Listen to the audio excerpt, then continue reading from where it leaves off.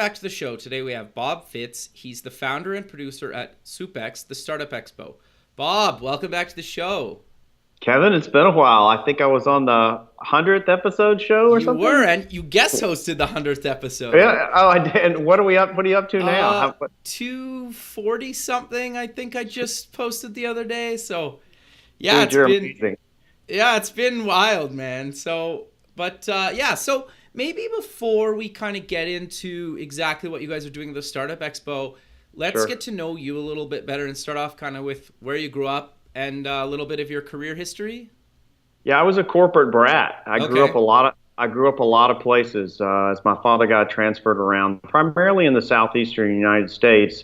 But eventually, up in Detroit, Michigan, and then my family got transferred back to Atlanta, Georgia. And at that time, I was in college, and then I've lived. It was in my blood at that point. I've probably lived five or six other places since then, including Richmond, Washington D.C., Dallas, Paris, France, Wow. and then 15 years in Manhattan before moving to Miami about 7 years ago. I was a structured finance guy. I worked for a Goldman Sachs subsidiary in kind of the institutional real estate management kind of their world. And then I went to work for Prudential Financial in the Newark, New Jersey, Manhattan area. I lived in Manhattan at the time and did structured finance work. And then I got out of finance. My father was a CEO, and I always kind of wanted to run a business. So I got out of finance and then kind of helped start running the business rather than being on the finance side of the business, and got into M&A, started buying some companies, and then I would lead the integration. And eventually that transformed me into a COO of a couple of mid-market businesses. My foray into the startup world kind of happened semi-accidentally about 7 years ago when I moved to Florida. My brothers had always been in tech startups, and I just started going to angel events and stuff, and then got involved with a nonprofit related to entrepreneurship, and then it took on a whole other life of its own. Eventually, I created a bunch of events for that nonprofit, and one of them grew to be so large that I realized there was something here, and so I rebranded it and moved it into a convention center, and that's now what we know as SUPX, the Startup Expo. Okay, interesting. I love that, right? Because I've been before, like you, well, obviously you know, but just for people listening, and I'm coming down again in July, and I'm curious to know though what exactly this year's gonna have, because I think you kind of mix it up throughout the years a little bit and make it kind of relevant to kind of what's happening in the startup space. Is that fair to say? Yeah, I mean, we don't want to, you know, do a raising money panel every single year, even though a lot of years do it. Probably the Sure. majority of years there's a panel on raising capital, but all too often they're somewhat repetitive, even though people have different guests. So we try to change the content to make it relative to what's currently going on. So, and then we also do it, based on demands that we're sensing. So we have a crypto blockchain panel this year. Interesting. And we're doing a cannabis panel. Sure. And we'll have another panel on healthcare innovation, which is huge in this Sure. part of the world in South Florida, but it's a big deal anywhere. We're doing one on social innovation. Most of those panels we have never done before, and we try to keep it fresh. We try to change the speakers up and not just get people from here in Florida. We get our speakers from all over the United States. I mean, for instance, you're going to be the MC, and our keynote speaker, which we haven't announced yet, is a Canadian, which we'll Sure. announce later. And our other keynote for the morning session is from Houston. So Okay. we try to keep it fresh, relevant, and kind of cutting edge to make sure that we're talking about stuff that's interesting and it's not just repetitive. Sure. Yeah, no, I think it makes a lot of sense. You guys are also doing a women for women kind of a part, like, event. What exactly is that, and why is that important? Well, I'll take a quick step back before Sure. going to exactly the question. I think it's important for people to understand that the real mission of SUPX is to bring together investors, entrepreneurs, and service providers for the Sure. furtherance of all of them. And we do that through high quality content that's interesting to all of those people. We do it through really fun networking events. Our VIP party is a blast. As you know, I like Sure. parties, and I had I fun like my last own time. party. I like my own party, and we have a good reception. And so we Sure. try to create good content, learning opportunities, good networking opportunities. Then we have a huge exhibit hall that's like 30,000 square feet. So Sure. and then it changes from year to year. Last year it was a 2-day event. This year is a 1-day event. Last year we had multiple tracks. This year I'm experimenting with doing one set of tracks, but then we're going to have some workshop stages. Just trying new models to keep it fresh and fun for people. So to your specific question, we start off SUPX every year with some sort of diversity forum to make sure that certain communities that are under-addressed actually get addressed at our event. Sure. So 3 years ago, it was women in entrepreneurship. Last year, it was diversity in entrepreneurship. And this year, it's what we're calling #Women for Women. Okay. And we're trying to make it the largest gathering of angel groups, seed series funds, and VC funds in the U.S. in 2018 that are focused on female founders and female entrepreneurs. Okay. And where this grew out of was I go to tons of events, as you know, and people are always tugging me on the sleeve, female founders, female entrepreneurs saying, where else can I go? And because I sometimes feel that, I'm talking to an unreceptive audience, and they're, and some of them are more polite and some are more blunt than others, and say, look, I need to be talking to people that are more like me. It'd be nice to have a woman there. And so I would invariably take out a pen or say, here's my business card, email me, and send people a list of groups that I know. And finally I said, well, this is silly. Let's just do the whole forum for the morning at SUPX of this. So there's an awesome woman named Marcia Dawood. Sure. I had her on the show before too. Oh yeah. Through you. Yeah. Marcia's great. Yeah, and totally. Marcia has run several seed series and VC funds. And she now really runs 2 funds that are focused on female entrepreneurs. Okay. And Marcia's on the board of the Angel Capital Association, which, if people don't know, it's the largest trade association for angel groups in North America. And she's their head of their membership committee. And she also chairs their discussion group on female-focused angel groups. Interesting. Okay. And she's the chair of #Women for Women. And Marcia is helping me design content and recruit groups to participate in this. And we've just started recruiting groups. We probably have 7 or 8 groups already committed to participate. We'd love to get that to 2 dozen to 3 dozen. And then that forum will basically have 3 components. We'll have a keynote, some panels on the challenges of raising money as a female entrepreneur, and some suggestions on how to do it better. Sure. And then we're having really what I call organized networking. I want to create an environment where all the female entrepreneurs in the audience have a chance to go and actually meet and talk to these people, these female investors. Sure. Not in the broader, closing reception of the conference, but just them. And so we're going to kind of organize the networking. Now, we haven't figured out the exact format of that, but I suspect that it'll be organized by pre-seed, seed, and VC. And then women can gravitate to the capital sources and go and network for like 45 minutes in an organized fashion. So I always like my conference, but I'm very excited about #Women for Women.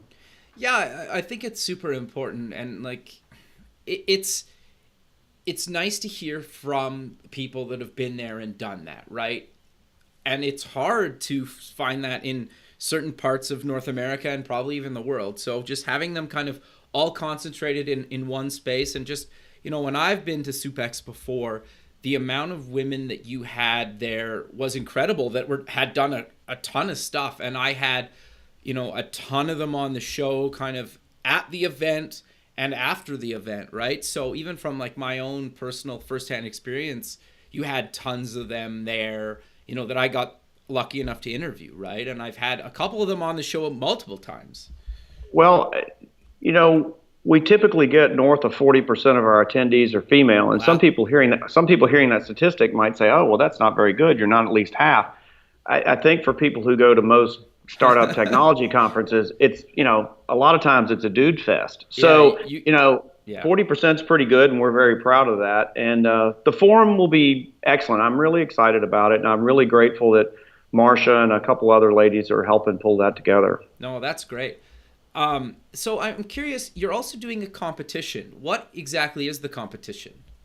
So the startup competition is not dissimilar from other startup competitions. Okay. It's not a massive dollar amount. We're not giving away $100,000 or $200,000. We give basically $25,000 in cash and prizes to the winner. To me, there's several components of any startup competition that should be valuable experiences for an entrepreneur. And so, one, you are competing, so it's healthy to have to, share your business plan and be evaluated. So any investor that comes to our conference has access to the GUS profiles of all the applicants. Sure. So they're getting, even if it's not, say, a startup that's chosen for the finals and on stage, there's a good chance that the investors that attend the event will be looking at all the GUS profiles. And there's 35 to 50 of the applicants will be accepted. Okay. Then they'll get a booth, and then they'll compete, and 5 finalists actually get on stage and compete in front of a panel of investors who are the judges, and the judges, basically pick who they think would be the winner. Now, one of the things that we talk to the judges about is we're not picking the best talker. Okay. You're really deciding based on your assessment of the deck that you've seen and their ability to answer these questions, who would you invest your money in? Sure. And there's no other parameters to them other than that. But we do ask that they don't overweight how awesome someone is at pitching. Okay. I've known plenty of startups who it appeared that they were in the business of the pitch competition business and actually not the business of their business. And it's important it's great if that presentation skills are followed by execution, but we just ask that they have a balanced view of the presentation. Now, one of the things I want to say about startup competition, I think it's helpful of all of them.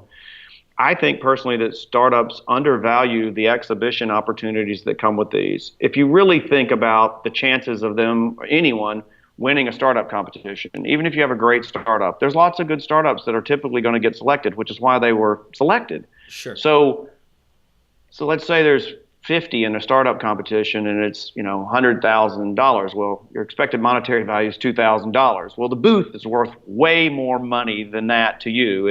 It presents an awesome opportunity for relationship capital. And, to meet investors is the obvious one, and that's the one that startups think about the most, is meeting investors. But I think it's incredibly important for them to think about, I'm meeting potential partners, customers, clients, employees, and the practice of, it might seem boring, but it's great practice to stand there for 4, 5, or 6 hours behind your booth and just doing that elevator pitch over and over and over. And I think what happens, at least in my experience of running these events, is the startups get more enamored with the size of the prize and meeting, and then secondary, the opportunity to meet investors.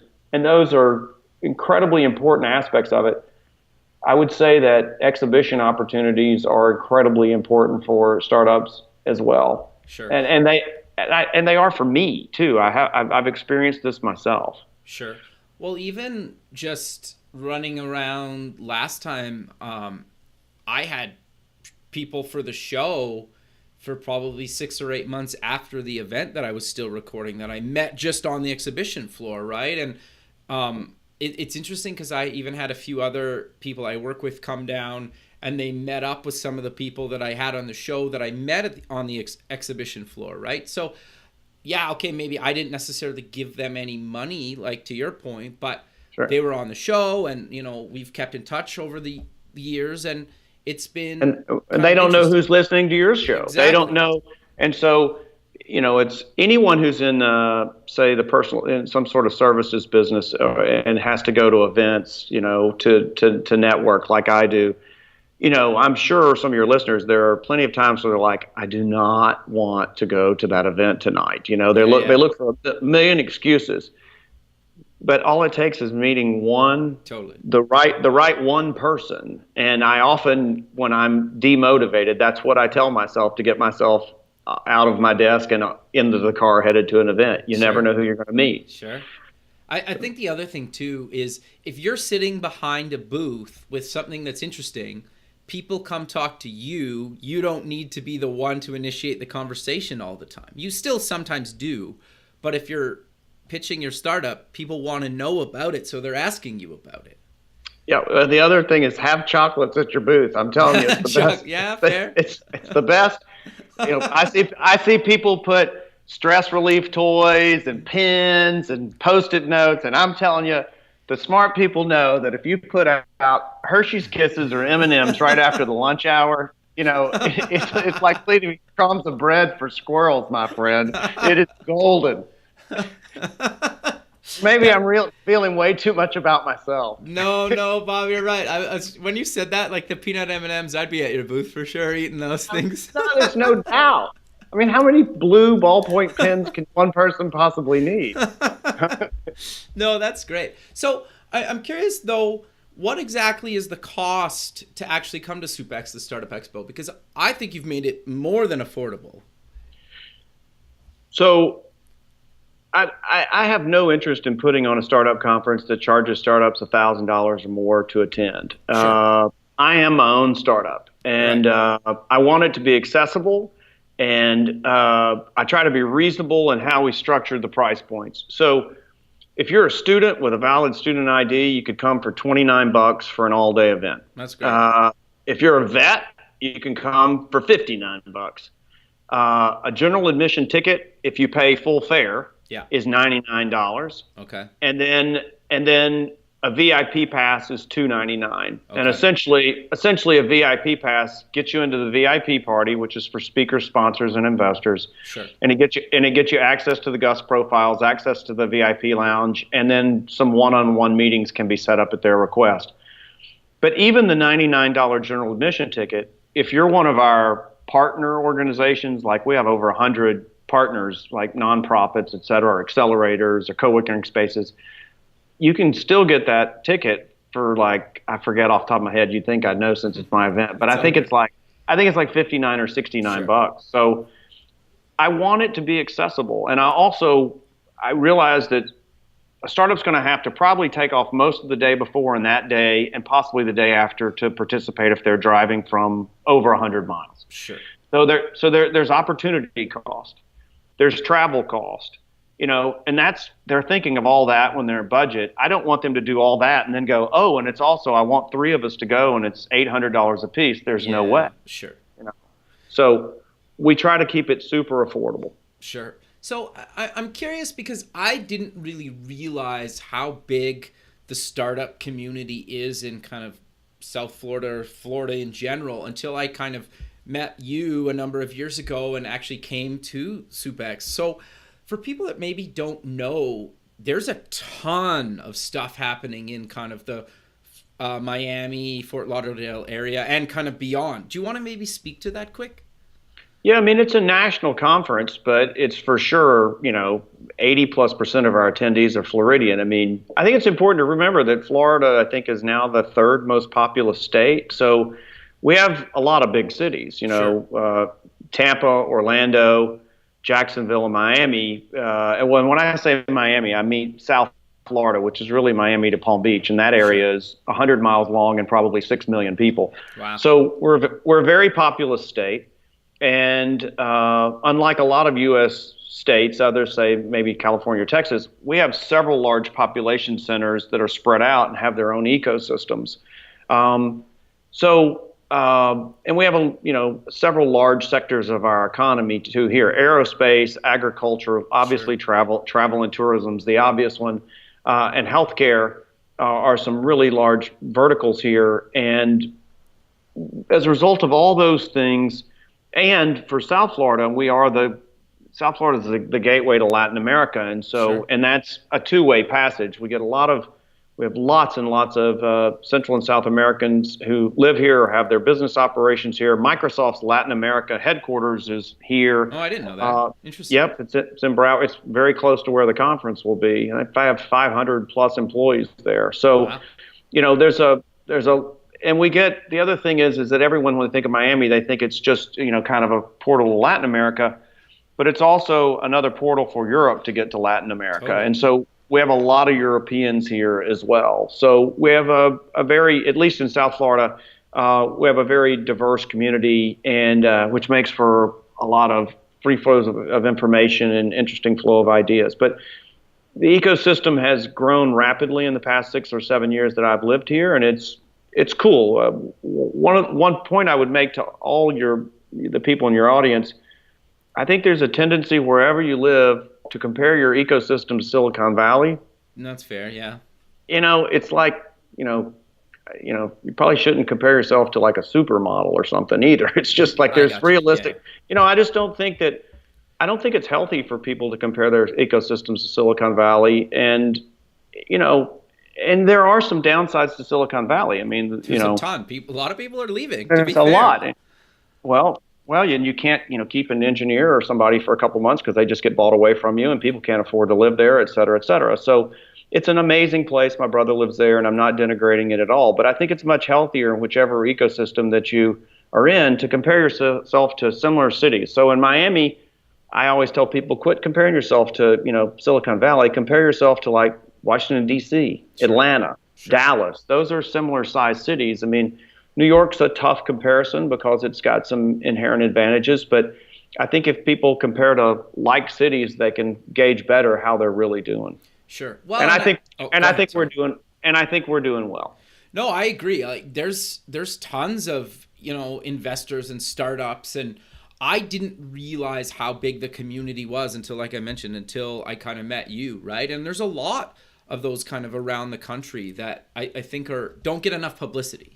Look, Chattanooga, Tennessee, most people haven't even heard of, but sure. It's, or maybe you have because it's an interesting sounding name, but Chattanooga, Tennessee is not a big place, and they've got a pretty cool, little ecosystem in Greenville, South Carolina, and Kansas City, and sure. There's all kinds of cool ecosystems around the country that people aren't aware of because they're aware of Silicon Alley, Silicon Valley, maybe Silicon Beach. Sure. The big names get a lot of attention, but there's a lot of cool stuff going on in the startup community all over the world. And I was at a 500 startups event last night, and they have a fund. I think it's called Rise for the Rest or something like that. And the whole premise of the fund is, everybody with a brain doesn't work in Silicon Valley. I mean, there's a lot of really bright startups in Omaha or some of these other cities that we've been talking about. And so I think they believe that they needed a vehicle to try to find those.